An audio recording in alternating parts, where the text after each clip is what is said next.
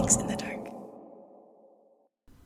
Hey, what's up? It's MaiYang from Mix in the Dark. I don't know about you, but I am so ready for October. It's the month where I am most active both online and in my personal life. If you know of any fall festivities happening around here or around my neighboring states, let me know. Speaking of October, I got a chance to be featured in a podcast called Raminisce. It's a podcast hosted by Vince and Goofy. They share stories of youth, growth, troubles, and lessons through various topics. This particular episode includes scary stories, our thoughts on the paranormal, and podcasting shenanigans, all the while just joking around and being silly. They are really down-to-earth people, funny guys, so take a listen to their podcast. I linked all their information in the description below.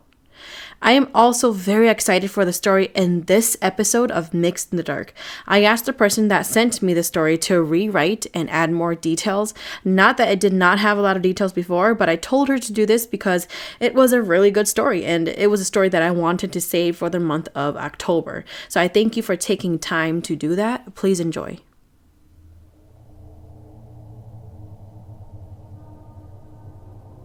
My husband and I were both 24 years old with a 3-year-old daughter living in Milwaukee, Wisconsin. At this time, we were in search of our very first home. We were desperate for a house and were tight on money, so we decided to settle for less for our first home. It was decided that we would look for foreclosure homes because they were affordable, and we thought that we would just fix it along the way. We eventually came across this old pink duplex that has 4 bedrooms in each unit. The color of the outside of the house was a faded red color, which made the house look pink. The outside of the house needed a lot of work, but to my surprise, the inside of the house was in great shape. My husband and I both agreed that this was the one and that we would live in the lower unit and use the upper unit to rent out for tenants. The day we finally moved into our duplex home, my daughter, Luna, was so excited she ran around the house and was full of energy. She eventually settled down and chose her room. She played in her new room while we were moving all of our stuff. We never took our daughter to see the house until the move-in. She called it the Pink Palace. On the day of the move-in, my daughter ran up to me still full of energy and smiling and said, Mommy, I made 3 new friends and they live in my closet." I was so caught up and exhausted from moving everything to our new home that I did not pay much attention to what she just said and replied, "Okay, baby, that's great. Now go play. Mommy is still busy." As time went on, everything was quiet and calm. I was a stay-at-home mom and took care of my daughter. We were there for a year when my daughter all of a sudden stopped wanting to sleep in her room because she was scared of something. She would have been 4 years old at that time. I asked her why she was so scared to sleep in her room, and she replied, "One of my friends is not being nice to me." I was a bit confused, but again I brushed it off and told her that everything will be okay. After that, she started sleeping with me and my husband. One summer night, I remember it was really hot in the house. We do not have central air. We had one of those AC indoor units that you had to place on your window. We decided to sleep in the living room where it was nice and cool. My daughter's room was right across from the living room. The first night sleeping in the living room, my husband woke up to my daughter whispering to herself, or more like talking to someone. My husband woke up and listened. He heard my daughter whispering, "No, I don't want to go. I might get in trouble." He then asked my daughter who she was talking to. That startled her, so she quickly replied, "No one. I'm just talking to myself." This was right around 3 a.m. in the middle of the night. My husband told me what happened the next day. I suggested that maybe she just has an imaginary friend. The second night we slept in the living room again. This time, in the middle of the night, I woke up to my daughter's frantic cry. I found her slapping her legs over and over again in her sleep. I got up, grabbed my daughter to hold her and shouted, "What's wrong?" She calmly and slowly drifted off back to sleep and did not answer me like it never happened. I held her and woke my husband and told him what just happened. We both sat there confused. I thought maybe she just had a bad dream. The next day, I didn't think of it until late afternoon. I asked her if she had a bad dream last night. She answered, "My legs kept hurting." I then quickly checked her legs and was shocked to find little bruises spread out like dots going from her thighs down to her calves, like something or someone was poking her legs really hard. I was scared, confused, and pissed. My parents are shamans, so my husband and I went over to show my mom her bruises. My mom brushed it off and just said that she's a kid and maybe got those bruises from playing since she's a very energetic girl. We brushed it off once more. There was this one night that was so windy to the point where our old house window shook and rattled. You could hear the tree branches hitting against the wall of the house. It was around 11:30 p.m. at night on a weekend, and we were still up. My husband and I went outside for some fresh air for a little bit. My daughter was in the living room playing with her toys. While my husband and I were outside, I heard my daughter scream an eerie and frightened scream. I have never heard this scream in my life. Right after that scream, you could hear her little feet running toward us. She was crying hard. At this point, everything felt like it was in slow motion. We both darted inside and caught her right at the door. We held her as she was sobbing with tears and fear. She was so scared and crying so hard that she was not even able to say a word. We held her in our arms until she calmed down. We thought maybe she just got scared because it was windy and the branches were hitting the walls or windows, and that probably scared her. About an hour later, after she finally calmed down, we asked her what happened. She pointed to her bedroom door. For some reason, that night her room looked much darker than ever, even with the moonlight glistening through her windows. Her reply made my heart stop in fear.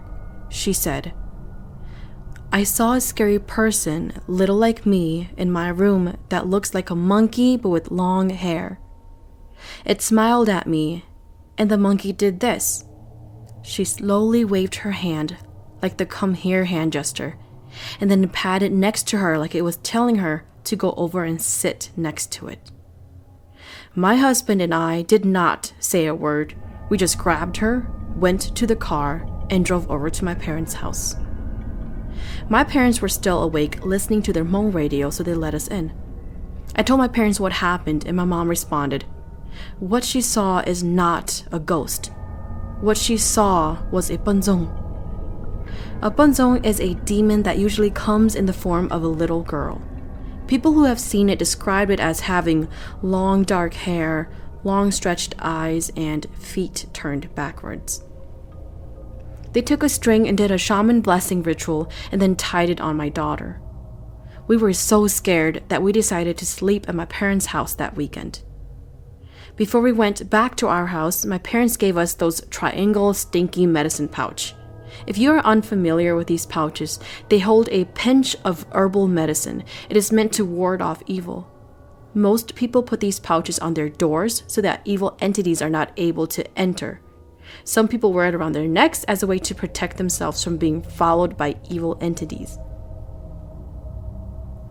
This pouch was then tied to a mini wooden sword. The wooden sword has its own powers when blessed by a shaman. It essentially does the same thing. It puts a protective barrier around an individual. My parents told us to tie this in her bedroom closet doorknob and to keep that closet door shut, so we did. The next morning, I woke up at 4 a.m. to pack lunch for my husband. That morning, while my husband was washing his face in the bathroom, I heard a cry come from our living room area. It sounded like the cries from a newborn baby. I slowly walked toward the living room to find my husband crossing paths with me. It was then that I realized he heard it too. We both slowly walked toward the living room. The cry got louder. We then realized that the cry was coming from my daughter's bedroom. Her bedroom door was cracked open. We both walked up to the door. The cry got louder and louder. My husband slowly pushed the door open. The baby cry slowly turned into a cat cry. At this point, it sounded like it was right outside of my daughter's bedroom window. We waited. It suddenly stopped, dead silent. I couldn't believe what we just heard. Our neighbors did not have any cats or infants. I called my mom and she asked if we tied the string to the closet door like she told us to. I told her yes.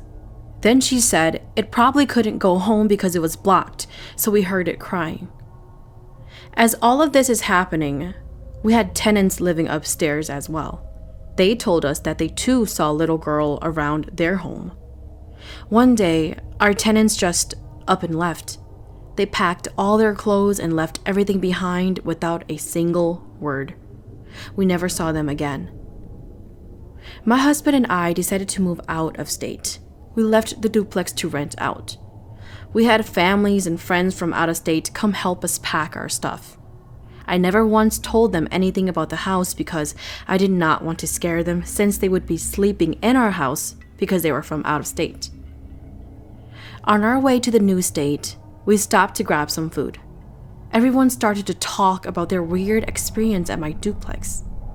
One of my husband's friends shared his experience.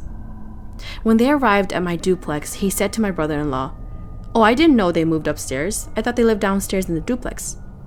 My brother-in-law then explained to him that we still live downstairs and that no one should be living upstairs anymore. My husband's friend said his hair stood from that comment because he saw a little girl walking past the upstairs window and thought that it was my daughter. My sister-in-law's boyfriend then shared his experience that he heard noises all night like someone rummaging through things and that he did not have a good sleep. Keep in mind, we all slept in the living room. My sister-in-law then mentioned that she woke up in the middle of the night and saw a little boy sitting in one of my daughter's little chairs next to her room. My husband and I looked at each other and then finally told him about what happened to our daughter in that house. We don't like going back to the house. Eventually, my parents became the property caretaker. We have relatives living there now. My mom also informed me that they have blessed the house, but never shared anything more with me.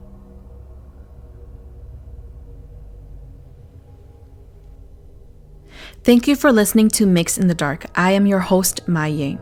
Mix in the Dark is available on Spotify, Apple Podcast, or wherever you listen to your favorite podcast series. If you have a story that you would like to share, please send it to myxinthedark@gmail.com. If there's a story that you really enjoyed, feel free to hit up my tip jar on Venmo. Just search Mix in the Dark on the business tab.